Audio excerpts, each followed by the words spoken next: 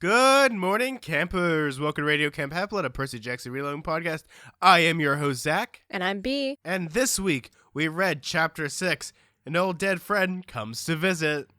So this chapter didn't go how I thought it would. What are you talking about? There was a family reunion, capture the flag, a prophecy, people, fighting with each other. You know, almost like a teen drama for some weird reason. Yeah, I mean, I guess I was spot on about the capture the flag game, but that's not even a prediction if we're being fair. They just said it was gonna happen, and so I assumed it was gonna happen in this chapter.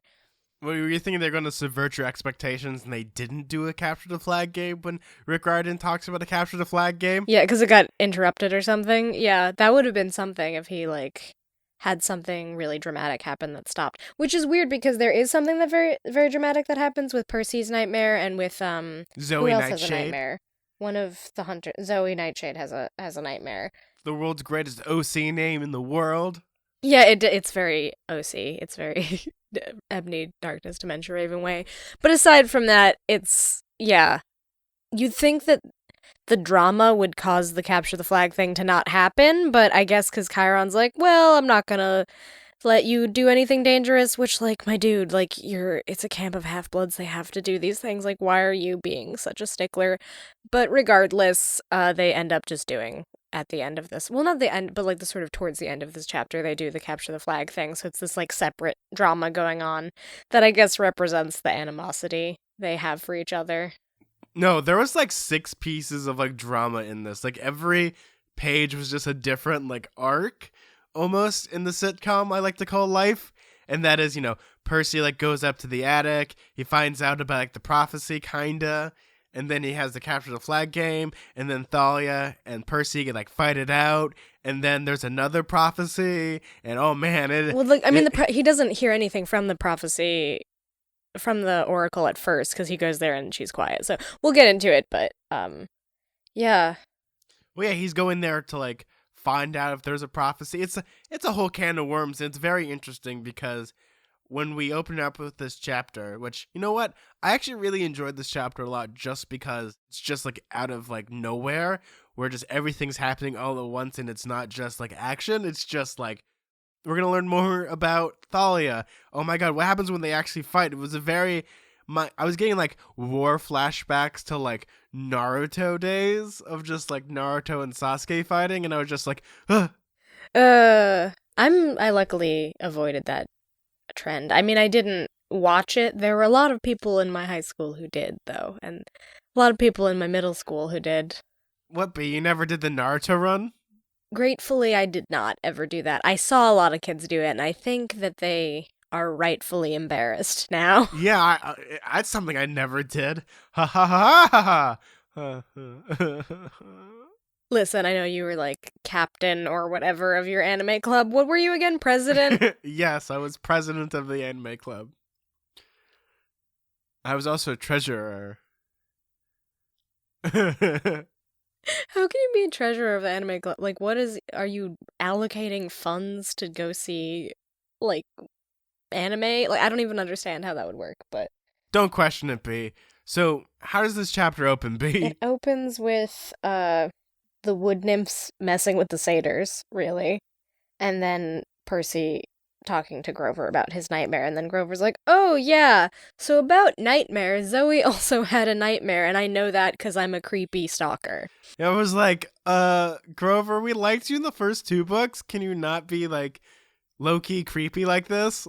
All Grover needs is just hey, why do you have those binoculars? Grover's bird watching. Yeah. Yeah, it kind of gave me the heebie-jeebies, because I think he's playing it for laughs, but that's still kind of weird that he was hovering around the hunters to, keep an eye on them, and I don't know.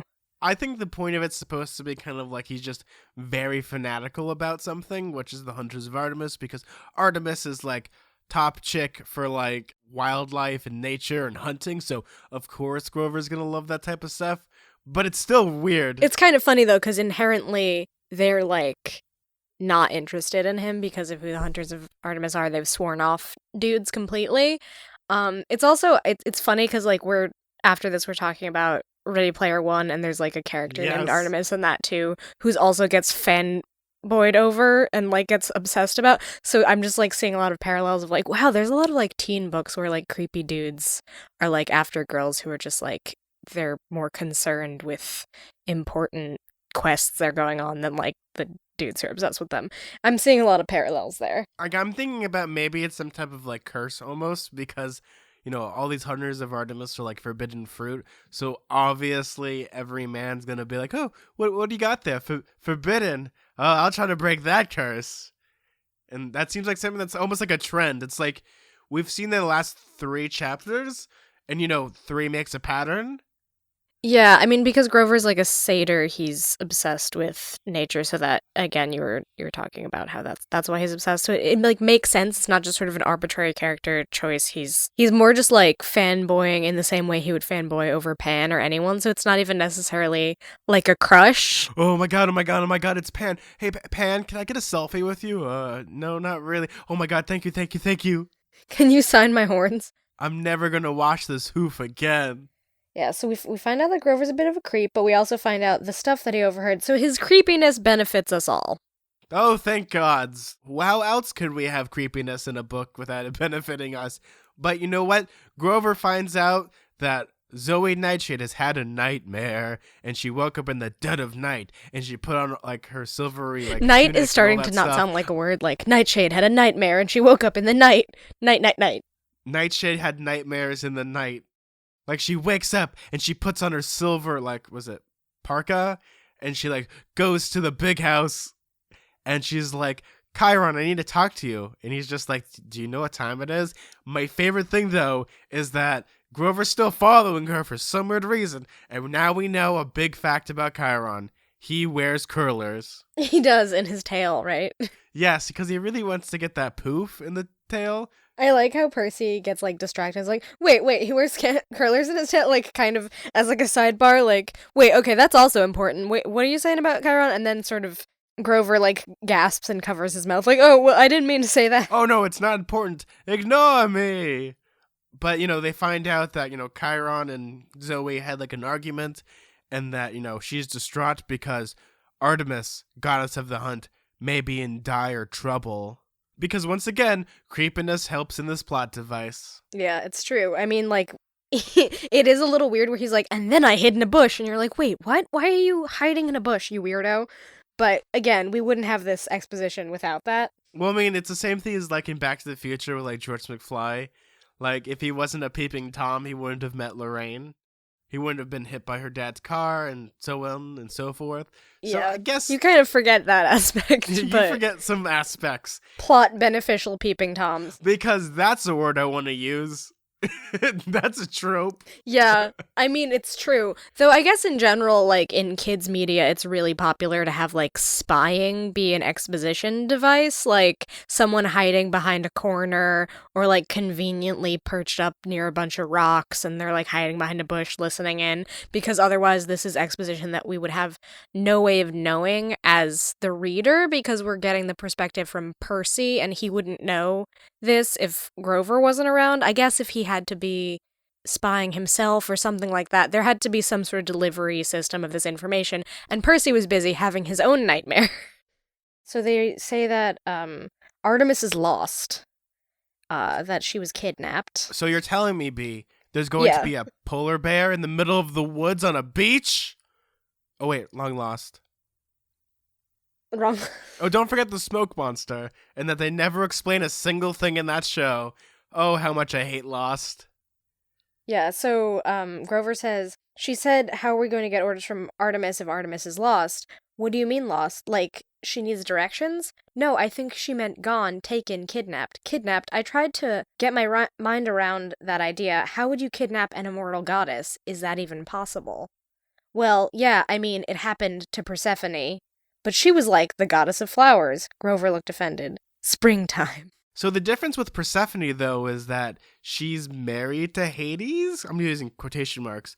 But it's one of those things where it's like... Married is a complicated phrase, because she's kind of trapped there also. Yeah, she's trapped there. For the people that don't know, Hades is like, oh, I love you, Persephone. Here, eat one of my succulent fruits.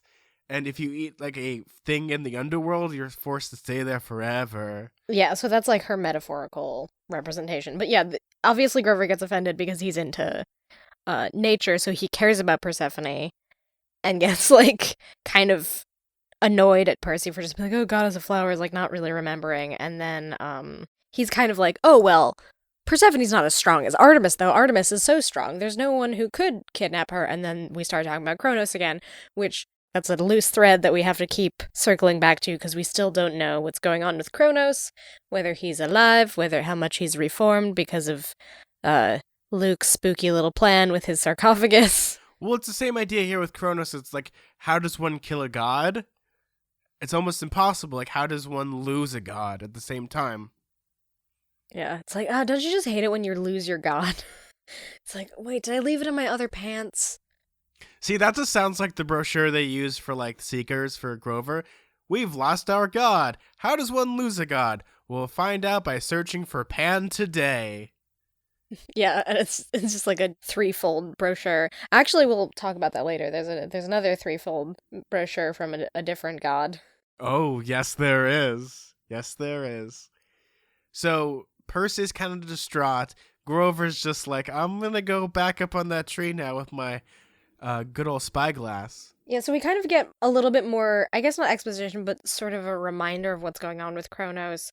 The last time we'd seen Kronos, he'd been in tiny pieces. Well, we hadn't seen him thousands of years ago. After the big Titan god war, the gods had sliced him into bits with his own scythe and scattered his remains in Tartarus, which is like the gods' bottomless recycling pit for their enemies. 2 summers ago, Kronos had tricked us to the very edge of the pit and almost pulled us in. Then last summer, on board Luke's demon cruise ship, we'd seen a golden coffin, where Luke claimed he was summoning the Titan Lord out of the abyss, bit by bit. Every time someone new joined their cause, Kronos could influence people with dreams and trick them, but I didn't see how he could physically overcome Artemis if he was still like a pile of evil bark mulch. So here is actually a good example of exposition that's almost like a recap, because we can look at books where they started that with every book. Like Serious Unfortunate Events, they have to, well, let's reintroduce the basics. But here it actually makes sense. It's like, oh, well, Violet, Klaus, and Sunny, they like these things. Reader, inventor, biter. We're going to talk about Mr. Poe being useless. Yeah, it's the same kind of spiel where I think, well, especially with, like, this book, things are starting to pick up again with all these threads that they started in the other two, so they have to, like, give you some context, I guess, if you forgot. It gets a little bit complicated. I mean, we talk about it every week and analyze it, so it's a little harder for me to, like, forget, but maybe if you're like a 12-year-old reading this, you might be like, wait a second, what's Kronos again? You're funny. It also benefits because maybe when these books were coming out, they're coming out like a year apart. That's true. Yeah, people aren't reading it like we're reading it. It's like people aren't like binge reading books when they first are released. People like usually wait until the set's done. That's why I'll never be able to binge read Game of Thrones.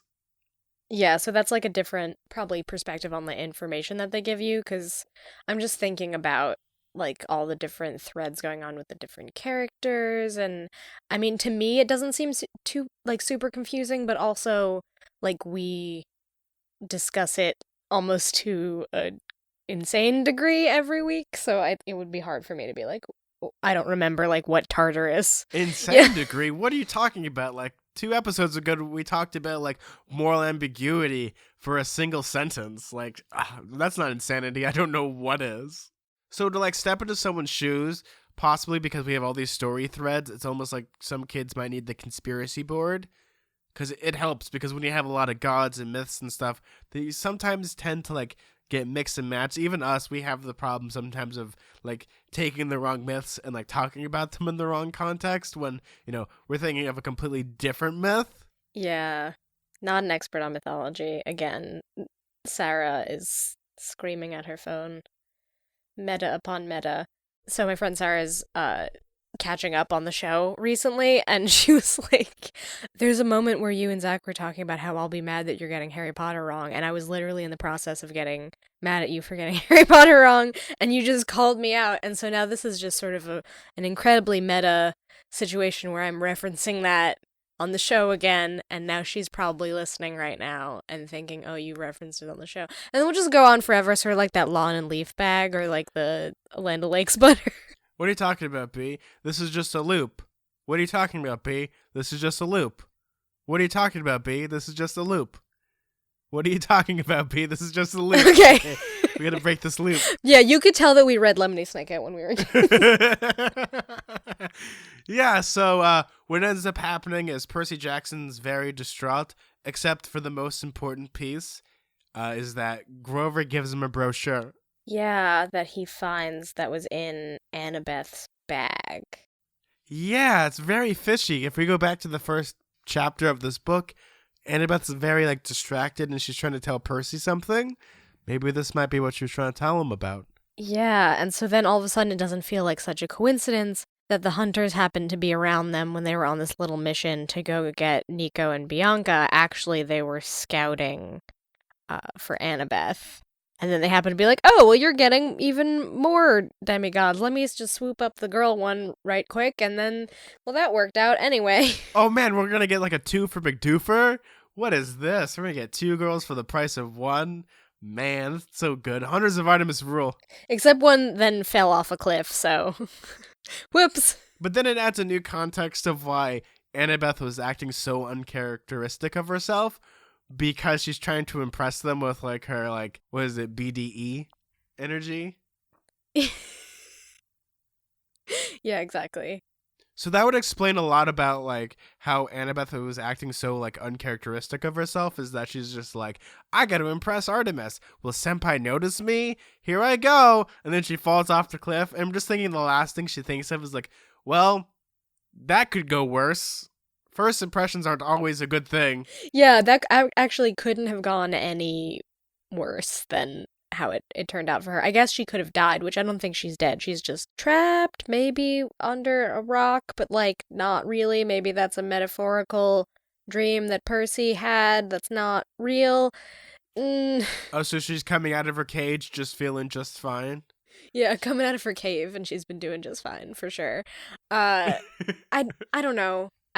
I feel weird about dreams. We talked about this last time, because I never know how literal they are, and then even they remind you in this chapter that Kronos influences people through their dreams, so how much of what they're seeing is true, or is that something to trick the demigods into going after them and then getting trapped by Kronos or Luke or some combination thereof? So there's a lot of dreams to dreams. The interesting thing about Kronos is he's the one that's pulling the strings. You would think that all of Sea of Monsters is, oh, we're going to get the Golden Fleece, that's what we need. That's what Kronos wanted. It wasn't about him at all. It was about getting Thalia out of that tree and getting a new chess piece on that board. Yeah, so they're kind of playing right into his plan. So in some ways, he seems impotent and useless, his body's all cut up into pieces, he's inside the sarcophagus, and Luke is trying to bring him back, but he can influence people in more subtle, insidious ways that you might not realize. So I'm always skeptical. At first I'm oh, of course, they both had dreams, they both need to go and save Artemis and Annabeth, but what does that entail? Are they going to accidentally play right into some sort of prophecy that's going to make the ambrosia hit the fan? The most important thing about Kronos, and this is something that people always forget about, is that he is the god of time.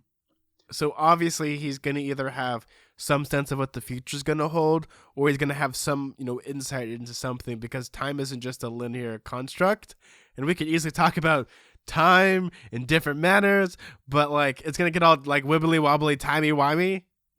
But I just want to talk really quick about the good old pamphlet a little bit, because I love how the slogan is a wise choice for your future, health benefits, immortality, what it means for you, and a boy-free tomorrow. Super! I always think about when I see pamphlets, I think of the Terminator ride they had at Universal, and the person that would get you through the queue and would do the safety instruction video, she would have this thing that she'd go, when I was in tech class back in middle school, we were tasked with making our own brochure for our made-up business.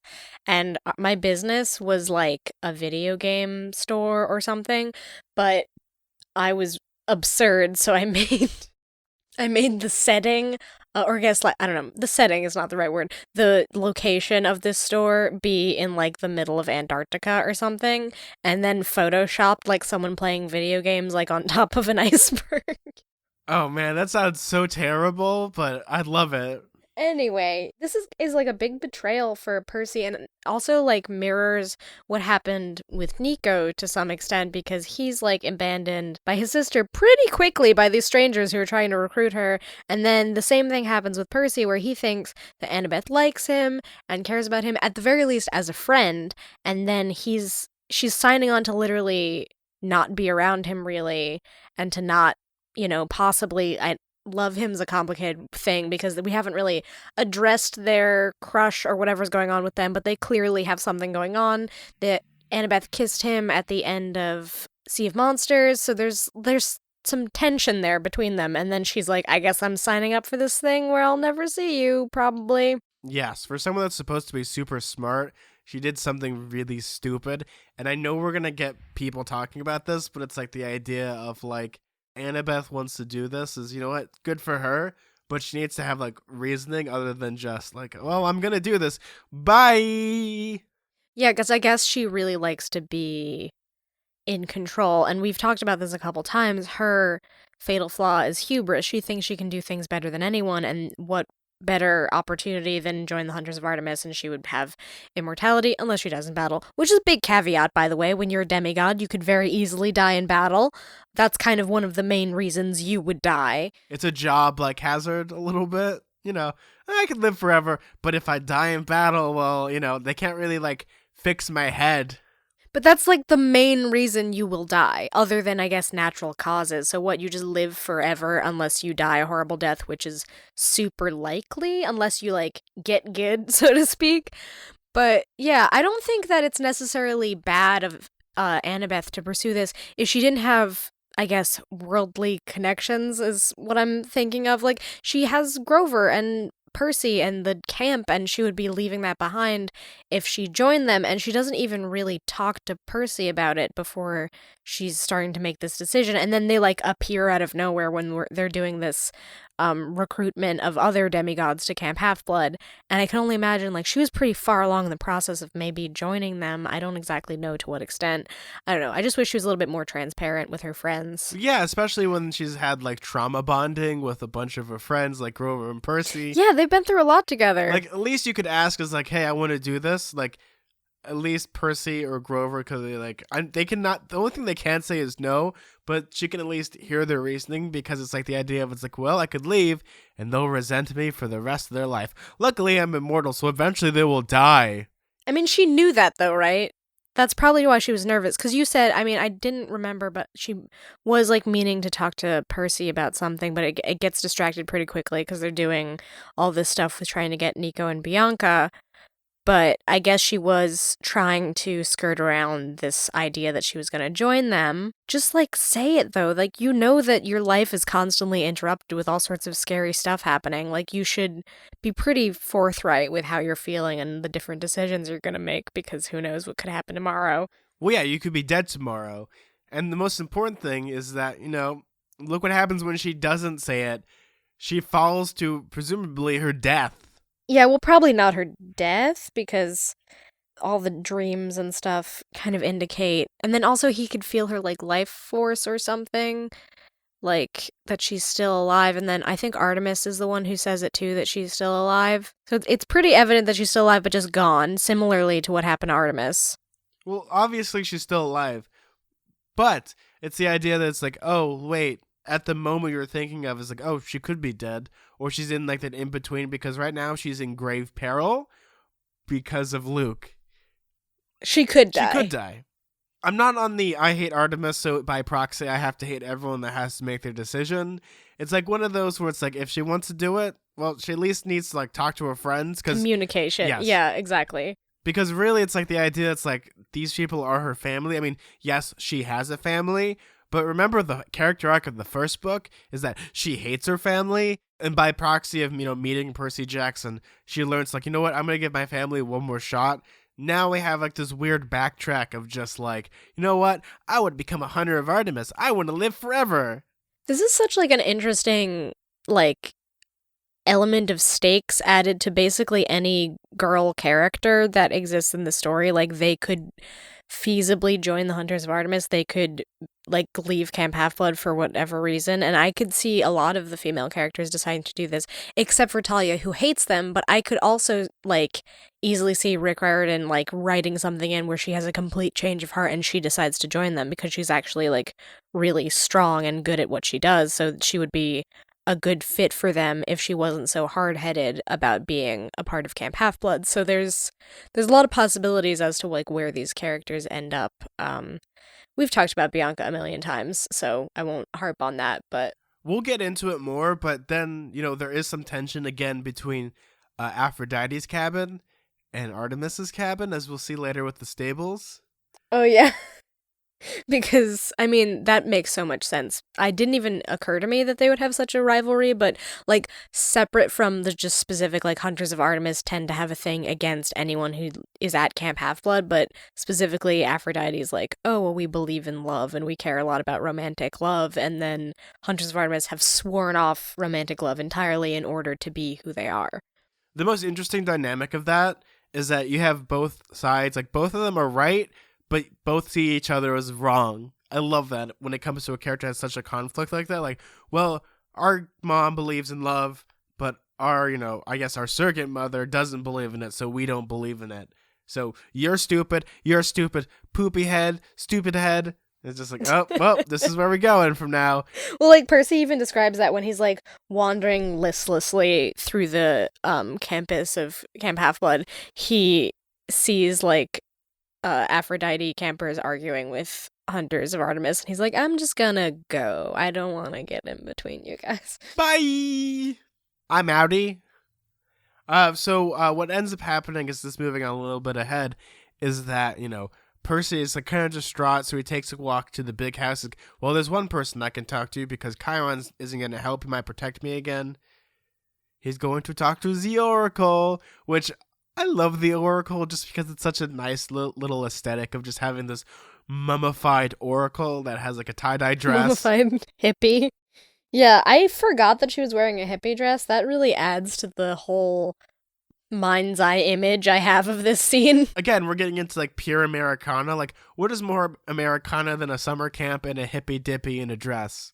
That's true. Yeah, I guess that's, like, a very American image. I think he's always trying to, like, insert specific aesthetics that you wouldn't expect from, like, an ancient Greek mythology perspective. So that makes sense. I didn't even remember that. I guess he describes the Oracle way back in the first book, and maybe they refer to it again, but I think this is the first time that Percy's been up there in a while. Yes, this is the first time he's been up there in about a year, because remember in Sea of Monsters, he doesn't go to the Oracle. Clarice does. Right, so he doesn't even encounter her in the last book. He encounters her in the first book, and then, yeah, he even says, I'd only done this once before, and I still had nightmares about it. Well, yeah, it's like, just imagine being, like, a 12-year-old going up to a mummified corpse, and you're just like, I need a prophecy, and then all of a sudden it starts, like, shaking, and, like, green smoke comes out of it, and then starts spewing, like, future, like, Hard Knocks, and you're just like, I'm out of here. Yeah, just like, I'm totally out of here. Like, obviously Percy Jackson would have, like, a fear of this based on his first experience, because he was, like, very new to this entire world when he first encountered the Oracle. He was, how many days had he been at Camp Half-Blood when he found out his prophecy? Maybe like less than a week. Yeah, and he encounters this spooky mummy in the attic that is telling him this horrifying prophecy about, like, maybe someone's gonna die and he's gonna, like, save someone from the underworld. There's all this stuff that he has to deal with. So in some ways it makes sense that he'd be, like, worried about that, but you'd also hope that he would be more used to monsters and creepy things. Like, now he doesn't even bat an eye when he sees a monster. He's just like, oh, okay. Yeah, I mean, he's still creeped out, though, so that just speaks to, like, how powerful that first impression was on him. He's still thinking about that. Well, it's the same idea again. It's like, if you've ever seen, like, a mummified corpse, because I love seeing mummies, they're really freaky. I have, because we both went to Oddities together, so... Yes, we did. Yes, we did go to Oddities together. Ironically, I'm wearing my Oddities shirt right now. But it's like the idea, it's like, it's such, like, an idea of just like, oh my god, this could happen to me. And then again, it's the idea, it's the spectacle of like smoke billows out, and then it says this prophecy that you don't know until it's too late. But he goes up there and he's just like, wow, there's a lot more trinkets than I remember.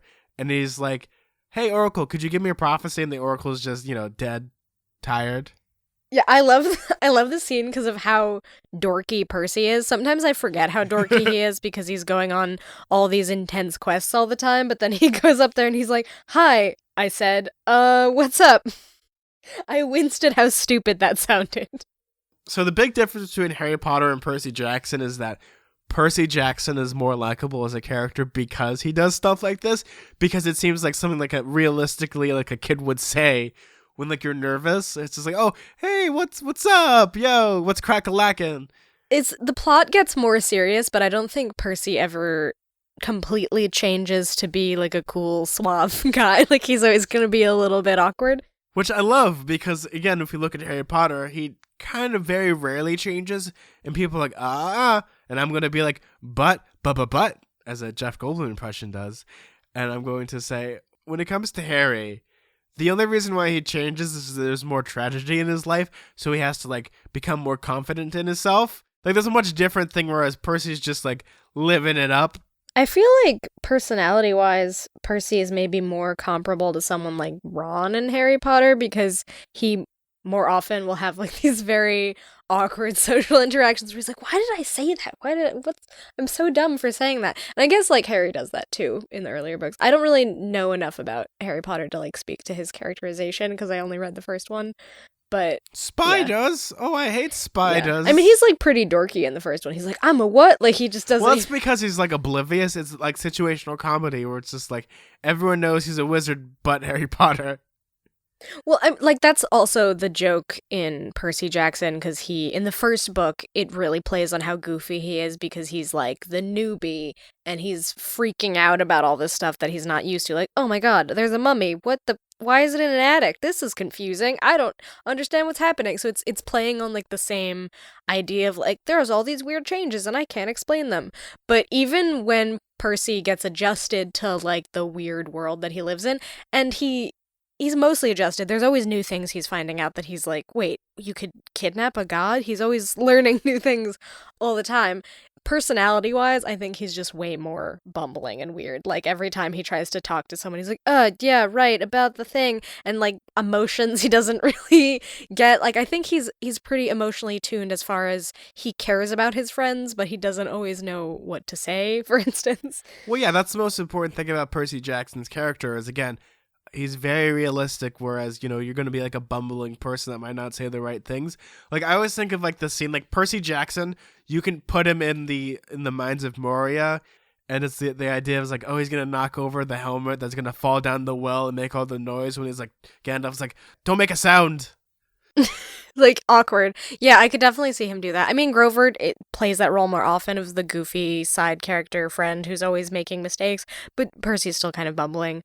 What was I going to say was, how old is he supposed to be in this book again? He's supposed to be about 13. So he's 13 now. Yeah, 13, you're still pretty awkward. I'm still awkward, and I'm 25. Like, you're gonna be awkward when you're 13. Oh, hey, Oracle, I want a prophecy.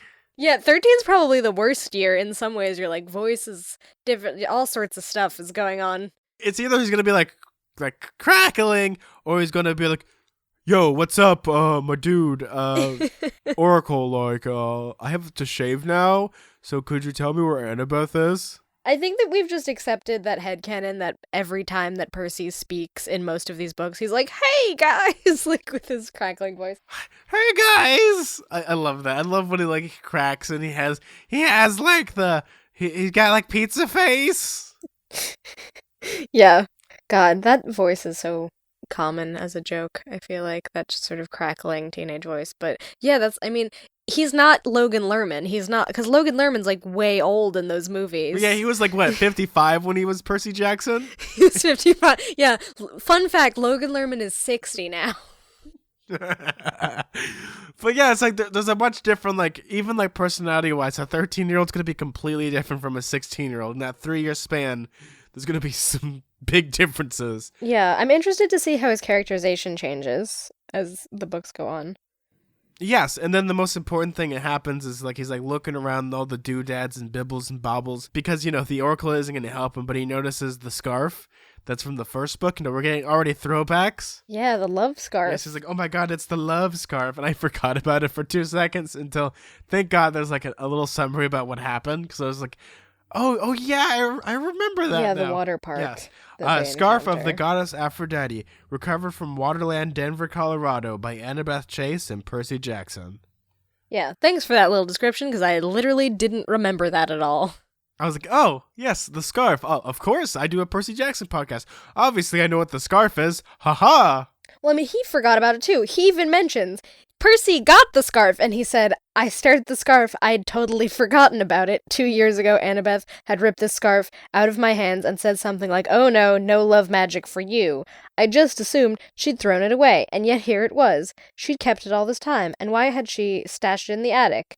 I turned to the mummy. She hadn't moved, but the shadows across her face made it look like she was smiling gruesomely. I dropped the scarf and tried not to run toward the exit. Again, another, like, goofy scene of him being like, oh, I'm trying not to seem really freaked out by the mummy in the corner, but I'm gonna speed walk really fast to the exit. I'm not power walking. I'm just strategically leaving this room right now. I've got a very wide gate, that's all. I'm just...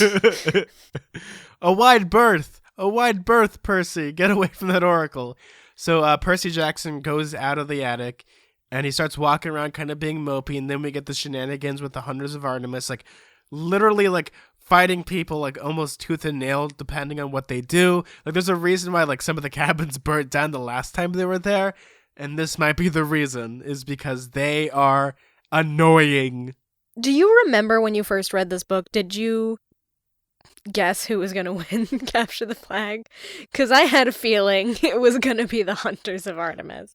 You know, B, as a kid, I was like, I had my doubts, but now, you know what? I might have some suspicions about who would win. Like, I'm not a betting man, but I probably would have lost. Oh, because you were hoping that the camp would have won because they're just, like, more of, like, the character's perspective? Well, no, that's just a joke. Obviously, you know, if the Hunters of Artemis are going to be there, it's like Chekhov's gun. If a new group of people are going to be there, they have to win. It's almost like a sports movie where it's like you knock them down a peg. Well, they've also established that they're pretty, like, well versed at this. And then, of course, you don't even know the extent of how great they are at it until the end when Chiron, like, announces how many wins they've had against the camp, and the camp has never won even once. And it makes sense because, remember, their patron god is the goddess of the hunt. Like, obviously, they're on their home turf. They're in the middle of woods, and they're hunting. Not really their home turf, because Camp Half-Blood is technically the campers would be more familiar. But even so, the scene, like, literally this is what Chiron says. The hunters win, Chiron announced without pleasure. Then he muttered, for the 56th time in a row. Yay, they win. So this has not been good. It's a streak. Yeah, I mean, do you want to get into what happens in the Capture the Flag? I don't care too much about what happens, except for, I guess, Percy doesn't listen to Talia, which is an important thing between their characters. So we'll get into it. We're just going to brush over, like, the little interactions that he has. He goes to, like, archery, and Percy sucks, does some javelin throwing, and, like, hits someone in the leg. And then he goes to the stables, where obviously we've already talked about, you know, Aphrodite cabin with Selena and one of the hunters, and she's like, yeah, we're gonna back away slowly. And then we get to the big Capture the Flag game, where this is always unique because we get to the idea of Thalia and Percy butting heads. Mm-hmm.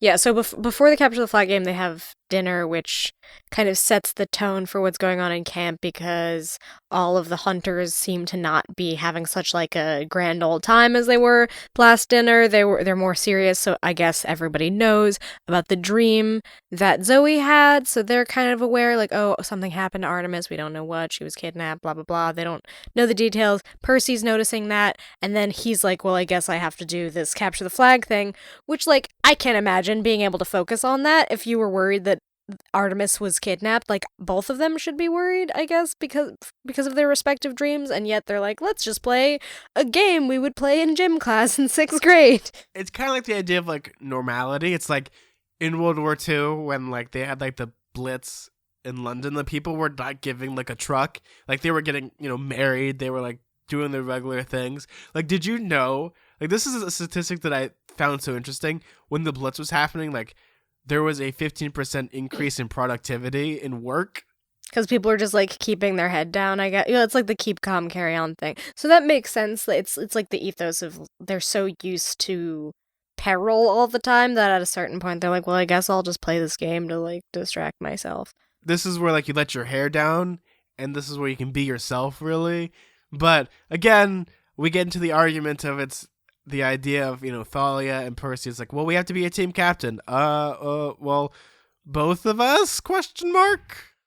Right, so they decide on that earlier in the book, and then here they are bickering about who's offense and who's defense, and Percy doesn't really agree on being defense because, or what is it? Yeah, he doesn't agree on, I'm getting it mixed up. Well, it's like the idea, it's like, well, I don't really want to stay back. I want to capture the flag if I get an opportunity. Well, Thalia's like, I'm going to take the, the sneaky approach and do it that way. Right, so she wanted to do offense and he was going to do defense. And then she was like, well, you have to do defense a lot, almost like maybe an underhanded compliment that he always has to defend himself because he gets in sticky situations. She's not wrong. Like, the last time he went, like, head first offensively, like, Annabeth fell off a cliff. Yeah. I mean, Talia's valid in this case. She's just trying to follow a plan. Percy's being a bit pig-headed, and he's just like, I'm going to follow my own plan. And he's undermining her place as team captain. Again, they're both captains, but she's like, hold your place, hold your ground. And then he's like, unless an opportunity presents itself. And then she's like, no, hold your ground. And they're sort of bickering back and forth about that. It just reminds me of, like, when I was at your house and just listening to you and your sister talk about making cookies. Well, we could make it this way. No, we should make it this way. It's like, oh my God. They definitely have, like, a sort of sibling way about the dynamic they have, just the bickering and the disagreements. And then, of course, Percy doesn't listen, and honestly, he's just in the wrong in this case, because B, are you shocked? I mean, let me look at it 1 second. Percy Jackson and the Olympians. That doesn't say Talia Grace and Percy Jackson listens. Of course. He has to be the hero of everything. He wants to make things about himself, but he also is just, like, very bad at following rules. It's always Chiron being like, you shouldn't leave camp, and then he's like, I'm gonna leave camp. There's no stopping him when he gets his mind on things. Chiron, don't do the thing. Percy, do the thing. Yeah, that's this whole series, is Chiron being like, it's dangerous, Percy, and Percy being like, good. I don't care. It has a lot to do with his unearned confidence, but it also, coupled with the friend thing, like if he can help his friends in some way, and that's sort of similar to why he's so motivated in the capture the flag thing, because he's so competitive about representing the camp and whatever, and he wants to be the hero. This kind of like harkens back to the idea of the fatal flaw, almost. Like, this seems like Percy Jackson's fatal flaw is he has to be the hero of everything. Yeah, I guess, what is that, like just narcissism? A little bit, maybe. But it's also the idea, he wants to protect his friends, like maybe loyalty. Yeah, he's too loyal for his own good. Yes, because every time he's been in a situation, it's because he's been loyal to a fault. Right, even to something as arbitrary as a team game. Like, I need to represent my team, I need to win for my team. And he's not a very good team player, actually, because he doesn't listen to Talia when she tells him to stay behind, or he doesn't listen to Talia and Annabeth when they have that plan in the beginning of the book to go get Nico and Bianca, and it, like, goes after them by himself. Like, he's always going after stuff by himself without listening to reason. No, because it's the idea of Percy Jackson has to be the titular character, so he needs to have, like, that super energy and, like, just go and do it. Percy's just like, oh my god, I'm going to get the flag, we're going to do this. He gets there and he gets into a trap because it's so obvious. And, the whole plan unravels because Percy did his thing, whereas Thalia was like, I'm going to do my thing. And she gets hit by a fart arrow, which just made me chuckle because I'm a 12-year-old at heart. Yeah, the sulfur arrow thing. Yeah, I feel like there's a lot of examples of Percy just not listening and then it being his downfall. Like, if he just took a second to think. Well, this is all Percy's fault because the Hunters of Artemis capture the flag and they're all happy. And then the worst case scenario happens. Thalia's angry. Percy's angry. What do you think's going to happen? Thalia shocks him.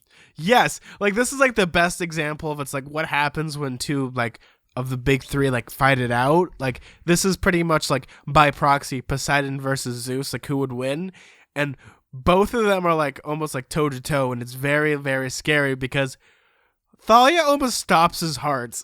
Right, because she zaps him, and he's like, "What?" And he gets like shot across the camp, and then he lands into a stream, and then he makes the stream become a giant wave, and then Chiron's like, "Oh jeez, oh jeez, oh jeez." Well, the problem though is that Chiron can't stop this. They are in like full fury mode, like they're in berserker mode. At first, it's sort of the excuse that Talia can't control her powers because I guess she can't sometimes. Like sometimes she accidentally does shock people when she's like stressed or has a lot of energy. Then she just, if she touches your hand, then she'll shock someone. So it's you're trying to figure out like how intentional it is. And then Percy does the thing with the water. And he says, "Oh, oops, my mistake. I didn't mean to do that either." Here, let me actually read it because it's a very interesting interaction. Thalia pushed me and a shock went through my body that blew me backwards 10 feet into the water. Some of the campers gasped. A couple of the hunters of Artemis laughed. Sorry, Thalia said, turning pale. I didn't mean to. Anger roared in my ears. A wave erupted from the creek, blasting into Thalia's face and dousing her from head to toe. I stood up. Yeah, I growled. I didn't mean to either. Thalia breathing heavily. Enough, Chiron ordered, but Thalia held out her spear. You want some more, seaweed brain? So this like pisses off Percy more because that was like Annabeth's nickname for Percy. What Annabeth called him? Yeah. I was thinking of like Batman. Why did you say that name? Like in Batman versus Superman. Yeah. But like it gets to the point of like they're literally going to hurt each other. Like they might actually kill each other, and that Chiron can't do anything. You would imagine like he'd be able to step in, but it's gotten to the point of where they're berserking and like one false move and one of them could be dead. Well, it's sort of like you think about like what would happen if pubescent kids had magical powers that they only sort of had control over. That's what this scene is, because then it's like so she says seaweed brain. Somehow it was okay when Annabeth called me that. At least I'd gotten used to it, but hearing it from Talia was not cool. Bring it on, Pinecone Face. I raised Riptide, but before I could even defend myself, Talia yelled, and a blast of lightning came down from the sky, hit her spear like a lightning rod, and slammed into my chest. I sat down hard. There was a burning smell. I had a feeling it was my clothes. Talia, Chiron said, that is enough. I got to my feet and willed the entire creek to rise. It swirled up hundreds of gallons of water in a massive icy funnel cloud. Percy, Chiron pleaded. I was about to hurl it at Talia when I saw something in the woods. I lost my anger and my concentration all at once. The water splashed back into the creek bed. Talia was so surprised she turned to see what I was looking at. Something was approaching. It was shrouded in a murky green mist, but as it got closer, the campers and the hunters gasped. And then we'd know who that is. So like when it comes to this, 'cause I'm thinking about it, is that both of them are very untrained still with their powers. Like imagine like if they were like had like 1/10 of like what they could master with their elements.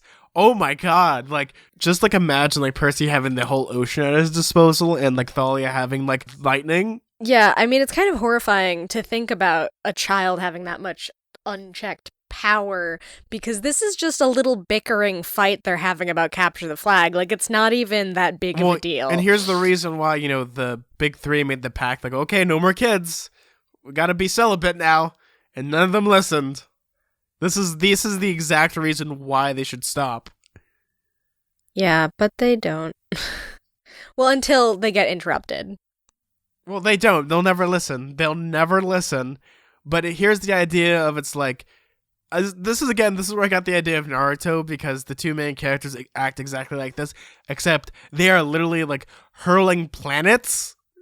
Like that's not even like a joke. Like they actually like hurl planets at each other. Yeah, it's just it's concerning. I guess it's, you know, any kind of magical child story is gonna have these questions like, oof, you really shouldn't have all these powers because you don't know what you're doing. And then it's so funny to see Chiron just standing between them like, all right, you guys, okay. And then he can't really do anything about it. Well, like, what's Chiron gonna do? Pony powers, activate! Yeah, exactly. And all of the My Little Ponies will appear. Oh my god, no, I'm thinking of, like, Bob's Burgers with the Equestronauts. Yeah, exactly. I mean, he does have, like, the pony party Deus Ex Machina thing that happened like a book ago, but still they're not gonna help you now. it goes to show like Chiron's pretty much like he's only good at talking. Like he can't really do much. Like the second like something like this happens, he's completely useless. Right. He has like power, I guess, administratively, but not literally. He has this authority to tell them to not leave, but he doesn't really have like any of the physical strength or energy to stop the children of two powerful gods from doing what they want to do. Quintessentially, what is happening is Camp Half-Blood's pretty much a powder keg, and the only reason why they're in check is because everyone doesn't fight like this. Second you get Percy Jackson and Thalia Grace, oh no, oh it's bad. Yeah, it almost seems like the more powers you have, the more irresponsible you are. Like, you're mad with power. Well, it's the age-old saying of, you're playing with fire. Yeah, exactly. Like, I mean, can you imagine? Think of any random 13-year-old you know. I would not want them to have these powers. I wouldn't want any random adult to have these powers. Like, it's not... People are very bad at being responsible with the power that they do have that doesn't have, like, elemental implications. Well, especially, like, being, like, 13 and, like, your hormones are, like, raging and you don't understand, like, anything because you're taking everything out of like proportions. Like, what, you stole this? It's like the best way to put it is I always think of like the Vine. It's like, I know more about American Girl dolls than you do. It's like that. Like, people will have like stupid arguments and the whole world's at stake. Jesus Christ. This is a fight over a capture the flag game. I saw fights over the capture the flag games when I was in when I was in high school and middle school when we would do gym class, but at the very least those like meathead kids who were fighting about it didn't have like the ability to summon a lightning bolt from the sky and shoot someone in the chest. Well, maybe the moral of the story is Poseidon and Zeus would just be like, you know what? We're sorry, bro. Take him back. Yeah, you'd think they get some training wheels or something, or an ability to rein that stuff in. You know what I mean? A training trident. Like, to just be immediately like, I don't know. I guess it's implied that you're gonna have a lot of dangerous responsibility when you go to a camp where they're like, hey, so here's a sword. Child. Well, I'm just thinking of like, it's like Fisher Price, my first trident and my first lightning bolt. Yeah, exactly. Like, that's what they need right now because having this amount of power is really irresponsible. And here's the problem. Percy Jackson isn't 16 yet, nor is Thalia Grace. Like, apparently something bad's gonna happen. And if they have this type of power now, imagine what's going to be like when both of them come of age and they have to make some big choice. Yeah, when they're training more and their powers will be even stronger. So you get like just a small glimpse of their possibilities and also a small glimpse of how they can both be very hard-headed and irresponsible and not take the powers that they have seriously, which is super dangerous and bad. And this is why I wouldn't ever want to be in this universe because I wouldn't want a jerky kid who I'm having an argument with to be able to stop my heart with a lightning bolt. Now I'm just thinking about like all the kids in like Aphrodite cabin are just like hearts, almost like right, Captain Planet. Like Captain Planet, the forgotten power. Yeah, all the cool elements were taken, so you had to have heart. I mean, that could be a very insidious power, though, because you can influence. What are you talking about, Mati? You used the power to blow people's hearts up. Just explode. Yeah. But I'm just thinking, like, even Percy finding that scarf in the attic, like, oh, if this was some sort of, God, what is that Shakespeare play? It's escaping me. Which one? The one with the love potions in it, Midsummer Night's Dream. Like, if there was, like, some sort of scenario like that, where different people were falling in love with each other, that would really strongly influence the plot, and it wouldn't even have anything to do with, like, brute strength. So there are different types of strength. Oh, I'm not talking about, like, Aphrodite and just, like, her powers, because love is a very powerful thing. I'm just saying, it's like, in this situation... Right, in a capture the flag game, I don't think that that's super useful, I guess, unless you trick the guards into loving each other and then you distract them and steal the flag. If it was, like, a Game of Thrones situation where you're doing, like, political maneuvering, oh my god, you want to have that person on your team. Yeah, that's true. So I'm almost more freaked out by that the more I think about it. Because, like, think about creepy teenagers and their crushes. If they had, like, love magic, I don't know. That's really bad. Skedaddle, skadoodle. Your palms are now sweaty and you'd like to canoodle. He sounds like Bibbidi Boppity Boo. But yeah, I didn't even think of that. I guess I wasn't really thinking about Aphrodite until this chapter because they kind of are more, these campers are a little bit brought to the foreground because of the contrast with the Hunters of Artemis and because of the scarf that he finds. I feel like that's kind of like a detriment, is just like you only have like these big gods and you don't have companions that are like, oh, like Aphrodite or Hephaestus or like any of like the smaller ones, Hypnos. What's his name? Of Hermes, which he's not a big three, but it's important to the story as to what his character traits are. He steals things. So moving on, like the only thing that could stop him is the mummified corpse of the Oracle has walked. Like I just imagine it doesn't walk; it just like waddles. Like there's like one of my favorite movies of all time is called The Lost Skeleton of Cadavra, which is supposed to be a joke on like 50 science fiction movies, and they literally have a skeleton. And what they do is when they want to do it, it walks. Is they literally like hold the spine and like just bounce it up and down. It's so good. That's what you're picturing? Yes. I mean, the funny thing about this is Chiron's already losing his friggin' mind. Like, oh god, the two of the big three kids, they're having a fight and there's lightning and water, and should be grateful in some ways that now they're getting interrupted by the Oracle, but he's like, wait, they shouldn't be able to do that. Even Chiron, who's like the head of the camp, is like, I've never seen that before. This is new to me. The second he sees that, he starts pooping pellets. He's just like, I'm out of here. Yeah, he's like, I don't get paid enough for this.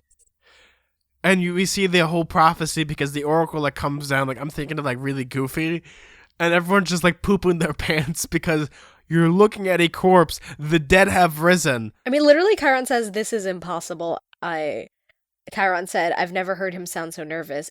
She has never left the attic, never. Like this isn't supposed to be a thing that happens. So something's going. I guess two very powerful demigods have to fight for something like this to happen, and then she just kind of shambles into the middle of their field and is like, hey, so here's the prophecy now. It's either that or this prophecy is so big that it affects everyone. The Oracle has to find the person.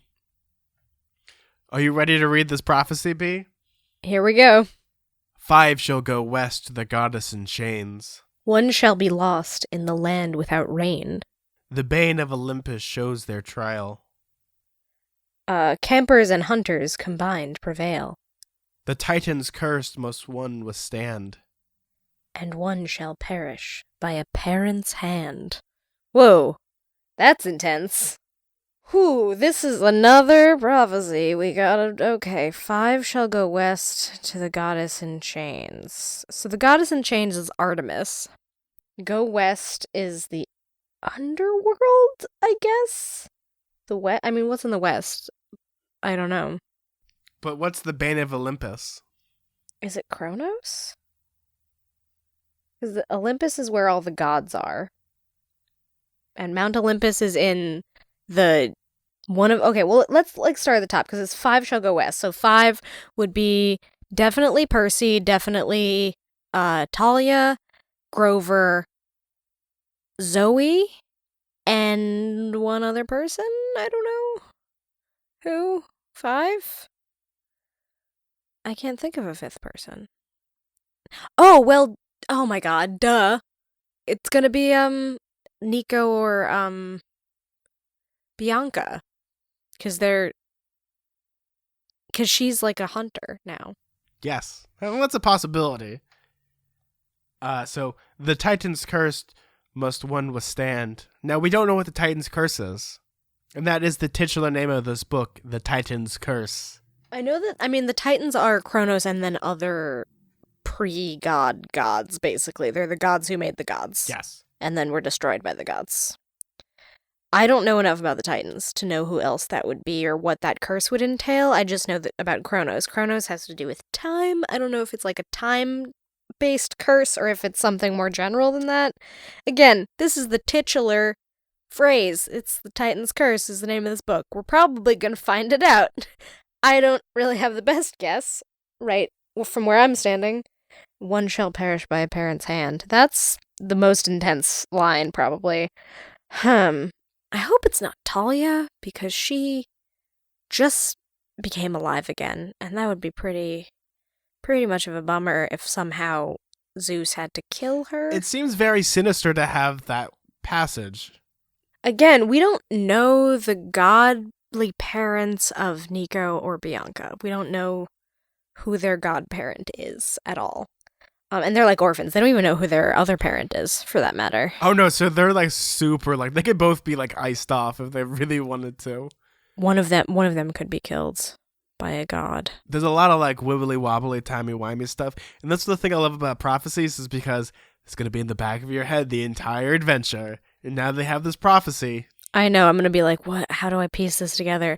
I don't have like a lot of clear idea about what's going to happen. And again, there's a weird way in which prophecies can be phrased. It's kind of like the chapters of these books where there's double meanings to words, and they might not entail what you think they are just based on like reading at face value. So I can't really jump to a lot of conclusions other than, I guess, the 5 shall go west, Goddess in Chains. Goddess in Chains is Artemis. The 5 will be Percy, Talia, Nico, Bianca, and Zoe, I think. That's my guess. Okay, that's your guess? Well, we'll find out soon, won't we? Yeah, because maybe not Grover, because he's not necessarily super relevant to the story, and I think Nico and Bianca are both relevant. They're like the new characters. I can't imagine them just leaving Nico or Bianca at camp or whatever, and then obviously... And there's also Bianca, who wants to prove herself as a new hunter of Artemis. Right, who wants to prove herself as a hunter, exactly. The hunters want to find Artemis, and she would be involved with that. And Zoe's very headstrong. It would be interesting to see. I mean, definitely think Zoe and Talia, because we need to find out what's like, why they hate each other so much, like the specific history behind that, and I think that'll happen in the rest of the book. So that's one thing I'm guessing. One shall be lost in land without rain. Land without rain, I'm assuming, is like some desert in America, because this is all Americana stuff. The Southwest somewhere, I'm guessing. Yeah, this is somewhere in the Southwest, that land without rain, but I don't know who would be lost. Yeah, I mean, that would be pretty bad for Percy to be in the land without rain, because there'd be no water for him to control. There's so many different meanings for the word lost. Like, you could use it for like, oh, they got lost in the middle of the desert. Oh, they lost, like they're dead.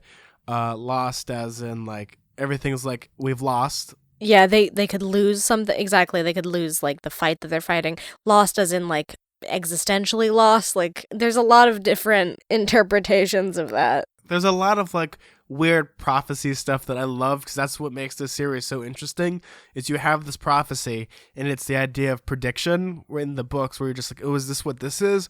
What's this? And it slowly becomes to unravel, because remember, last 2 prophecies we've had, we've both been right and wrong for certain things, and some things we misinterpret. Yeah, I've never gotten it 100% right. So we will find out next week. So B, on the topic of predictions, what is the name of the next chapter?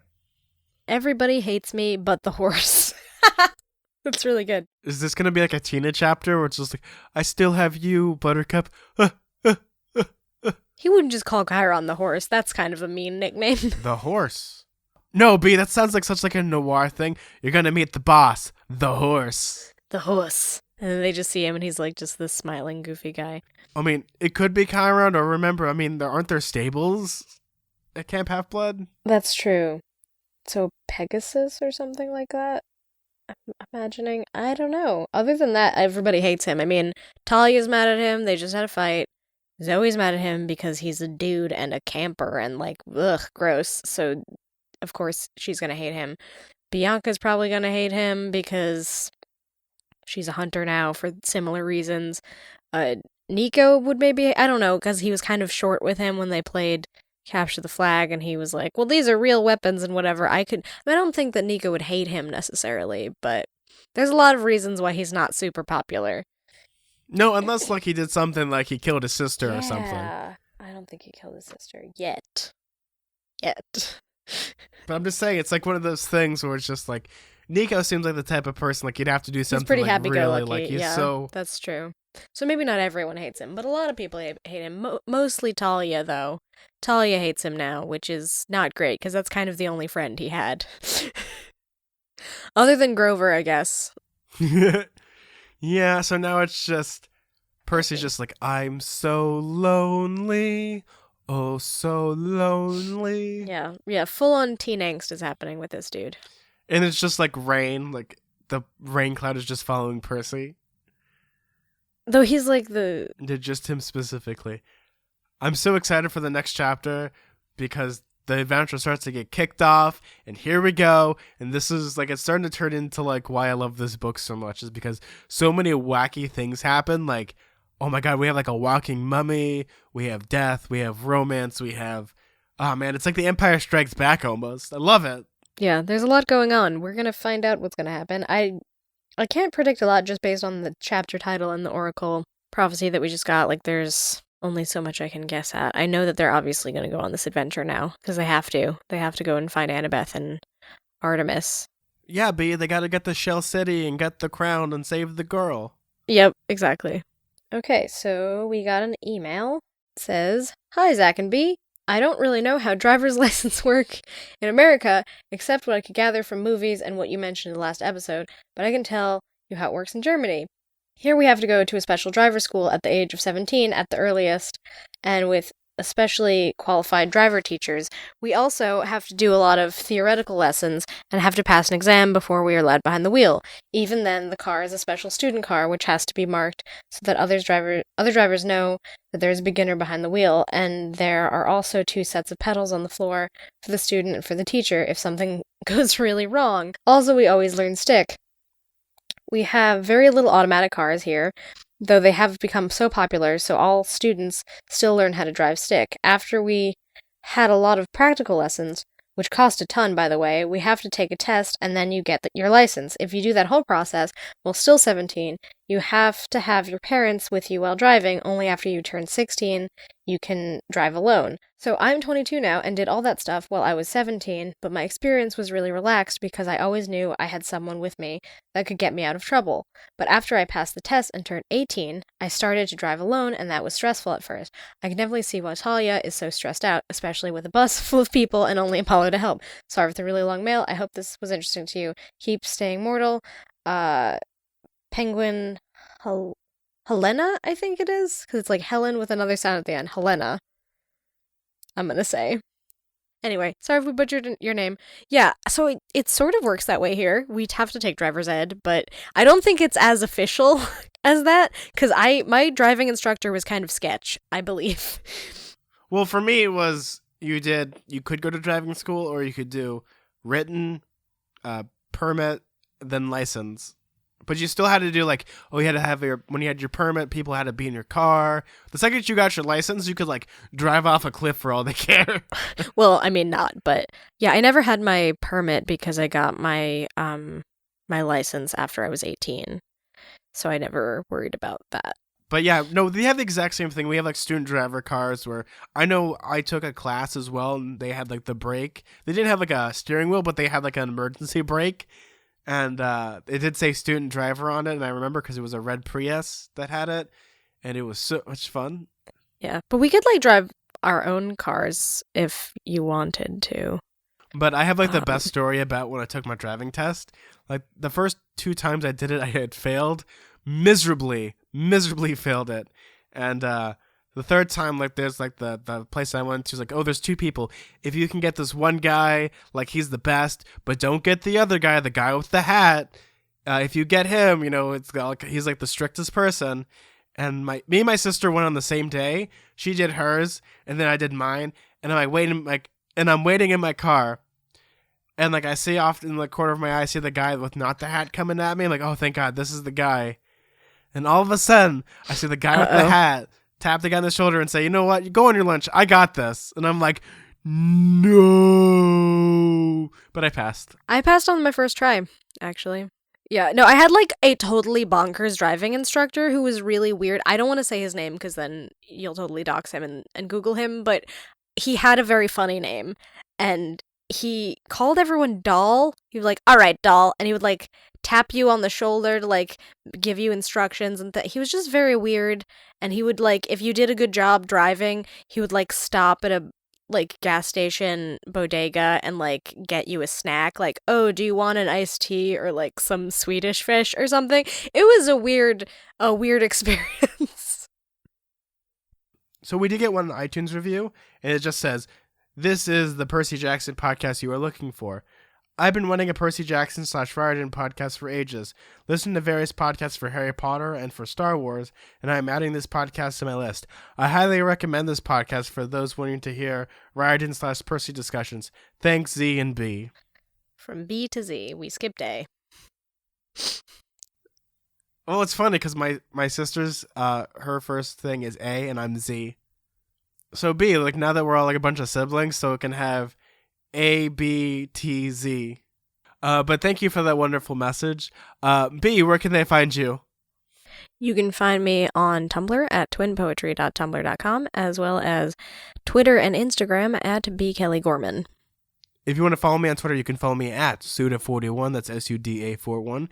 If you want to follow our show on Twitter, that's at halfblood_radio. If you want to email our show and send us any Iris messages, you can email us at radiocamphalfblood@gmail.com, and we'll have some wonderful messages that we will read on air, such as the cars and more cars, and we'll talk about other cool stuff, because that's what we love. We also have a Patreon, so it's Patreon/RadioCampHalfBlood. If you donate, you'll get episodes early. We're going to be doing a bonus episode soon that will be exclusive for Patreon for a while on Ready Player One, a book by Ernest Cline. So you'll be hearing that very soon. We also have t-shirts available at TeePublic, so go to Radio Camp Half-Blood on TeePublic and you'll find them. We have stickers, we got pillows, we got everything in between. Like, I love it. Yep. Get our face on anything you could possibly own, basically. Even tombstone or casket. Well, don't. That's spooky. But, well, like, feasibly, you can get a sticker and put it on a tombstone. So really, the world's your oyster. Now I have, like, a fear that people are going to, like, when Rick Riordan dies and he has a tombstone, people are just going to start slapping Radio Camp Half-Blood stickers onto it. Well, that's a little late to get us attention, right? If Rick Riordan dies and it's just like, hey, did you hear about this podcast? Like, okay, we kind of missed our window. But anyway. And on that note, please don't, like, perform sacrilegious acts on Rick Riordan's tombstone once he's long and dead buried. Well, I think that's my advice. Don't do it. Just don't. Just stop. It's time to stop. Well, I'm Zach. I'm B. And keep staying mortal. Bye. Bye, guys.